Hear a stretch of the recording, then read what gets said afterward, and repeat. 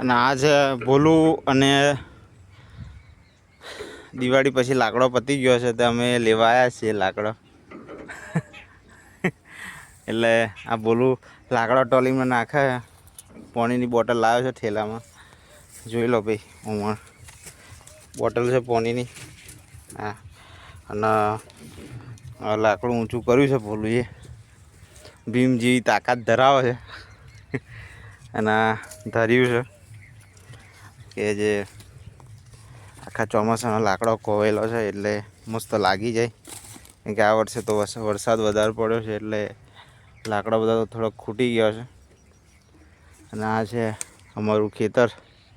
જોઈ લો, જોરદાર ખેતર છે. અંદર ગાયો ભેંસો ને બધું ચારે છે બધા. અને પાક બધો સંપૂર્ણ લેવાય છે.